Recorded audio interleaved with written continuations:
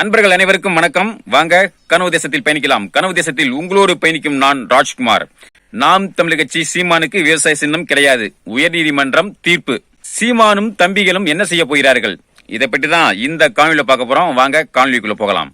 நண்பர்களே, சில நாட்களுக்கு முன்பு நாம் தமிழர் கட்சியினுடைய விவசாய சின்னத்தை எடுத்து கர்நாடகாவை சேர்ந்த ஒரு கட்சிக்கு தேர்தல் ஆணையம் ஒதுக்கியது. இதை பார்த்து அதிர்ச்சி அடைந்த நாம் தமிழர் கட்சியின் தம்பிகளும் ரொம்ப ஒரு மனசோர்வுக்கு ஆளானாங்க.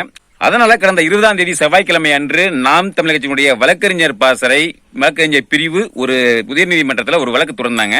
அதாவது என்ன அப்படின்னா, நாம் தமிழர் கட்சிக்கு மீண்டும் விவசாய சின்னத்தை ஒதுக்கணும் அப்படின்னு சொல்லிட்டு தேர்தல் ஆணையத்துக்கு உத்தரவிடுங்க அப்படின்னு சொல்லிட்டு ஒரு வழக்கு தொடர்ந்தாங்க. இந்த வழக்கு நேற்று விசாரணைக்கு வந்தது. இந்த விசாரணையில நாம் தமிழர் கட்சிக்கு ஆதரவான வழக்கறிஞர்கள், அதே மாதிரி தேர்தல் ஆணையத்தின் சார்பாக வழக்கறிஞர்கள் இருதரப்பு வாதங்களை முன் வச்சாங்க.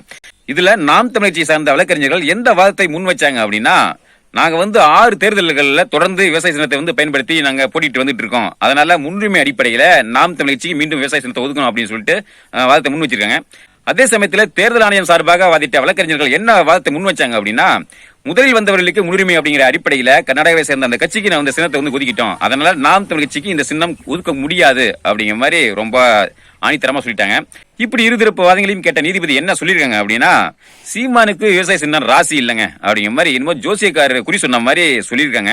அதனால நீங்க வேற ஏதாவது சின்னத்தை பாத்துங்க அப்படிங்கிற மாதிரி இந்த மாதிரியான ஒரு தீர்ப்பை இன்னும் வாய்மொழியா தான் சொல்லியிருக்காங்க. இன்னும் எழுத்துப்பூர்வமா வரல, விரைவில் எழுத்துப்பூர்வமாக வரும். அப்படி இதெல்லாம் பார்க்கும்போது நாம் தமிழர் கட்சிக்கு இந்த தேர்தலில், அதாவது இந்த 2024 தேர்தலில் விவசாய சின்னம் கிடைக்கிறது அப்படிங்கிறது மிகப்பெரிய ஒரு கேள்வி. கிடைக்கிறதுக்கு வாய்ப்பு இல்லை அப்படிங்கிற மாதிரி தெரியுது. இப்ப இந்த சின்னம் விவகாரத்துல பாஜக தான் பின்புலமா இருந்து செயல்பட்டு இருக்கு, சதி செய்திருக்கிறது அப்படிங்கிற மாதிரி தான் நமது கட்சி உறவுகள் சொல்லக்கூடிய ஒரு குற்றச்சாட்டு.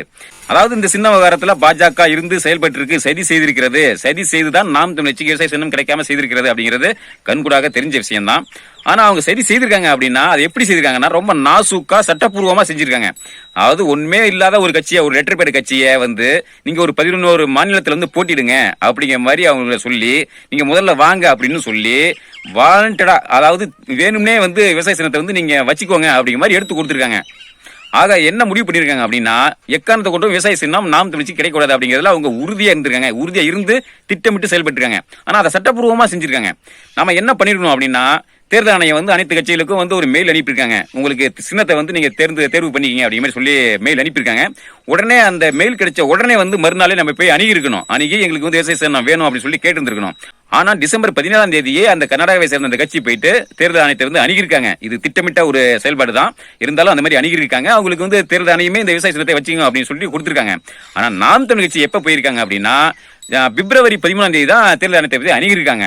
அப்ப சட்டப்பூர்வமான அடிப்படை அப்படிங்கிற பேர்ல அந்த கர்நாடகாவை சேர்ந்த கட்சிக்கு இந்த விவசாய சின்னத்தை ஒதுக்கிருக்காங்க. நாம் தமிழர் கட்சிக்கு விவசாய சின்னம் இல்ல அப்படிங்கிற மாதிரி கைவிரிச்சிட்டாங்க. அதாவது நண்பர்களே, கடந்த 2021 தேர்தலையே நாம் தமிழர் கட்சிக்கு இந்த விவசாய சின்னத்தை ஒதுக்க மாட்டாங்க அப்படிங்கிற மாதிரி தான் நான் நினைச்சேன். ஏன்னா இந்த விவசாய சின்னம் அப்படிங்கிறது எந்த அளவுக்கு நாம் தமிழர் கட்சிக்கு ஒரு உணர்வு பூர்வமான சின்னம் அப்படிங்கிறது நமக்கு தான் தெரியும். ஆனா ஏதோ தெரியல, அந்த 2021 தேர்தலில் கொடுத்துட்டாங்க.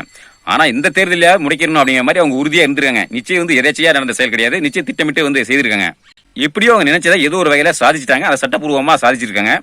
இப்ப நமக்கு விவசாய சின்னம் கிடையாது. இனிமே ஒரு புதிய சின்னத்துல தான் நம்ம போட்டியிடக்கூடிய ஒரு சூழ்நிலை இருக்கு. இருந்தாலும் இந்த சின்ன விவகாரத்துல சீமான் அவர்கள் உறுதியா இருந்தாங்க. எப்படியும் விவசாய சின்னத்தை நமக்கு தான் ஒதுக்குவாங்க, அதனால நீங்க தைரியமா வேலையை பாருங்க அப்படிங்கிற மாதிரி சொல்லியிருந்தாங்க. அதாவது இது என்ன அப்படின்னா, எப்படி பார்க்கணும் அப்படின்னா, ஒரு அதீத நம்பிக்கை அப்படிங்கிற மாதிரி நம்ம பார்க்கலாம்.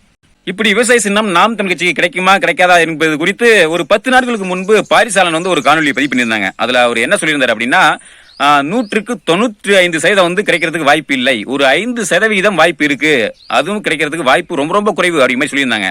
நானும் அதை தான் மனசுல நினைச்சேன். இருந்தாலும் என்ன வருது, என்ன மாதிரியான முடிவு வருது அப்படிங்கிறத பார்ப்பதற்கு தான் இவ்வளவு நாள் நானும் காத்திருந்தேன். இனி சின்னம் எதுவாக இருந்தாலும் நமது எண்ணம் அப்படிங்கிறது நாம் தமிழ் கட்சி வெல்ல வேண்டும், தமிழ் தேசியம் வெல்ல வேண்டும் அப்படிங்கிறது தான்.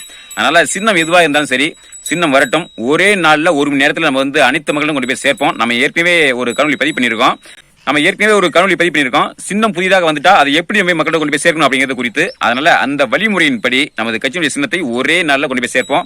அதனால நம்பிக்கையோட இருங்க நண்பர்களே. அதனால நண்பர்களே, நம்ம உறுதியா களத்தில் இறங்கி செயல்படுவோம், தீவிரமா செயல்படுவோம். இந்த 2024 நாடாளுமன்ற தேர்தலில் 10%க்கும் அதிகமான வாக்குகளை பெறுவோம், அங்கீகரிக்கப்பட்ட கட்சியா மாறுவோம். வேணும்னா அடுத்து 2026 தேர்தலில் விவசாய சின்னம் வேணும் அப்படின்னு சொல்லிட்டு நம்ம கேட்டோம்னா நிச்சயம் தேர்தல் ஆணையம் தருவாங்க, தந்துதான் ஆகணும். சரி நண்பர்களே, இந்த தகவலை உங்களோடு பகிர்ந்து கொள்ளதான் இந்த காணொலியை. மீண்டும் அடுத்து ஒரு காணொலி சந்திப்போம். அதற்கு முன்னாடி நம்ம கனவு தேசம் வலைவலியை சப்ஸ்கிரைப் செய்து தொடர்ந்து ஆதரவு கொடுங்க. நன்றி, வணக்கம்.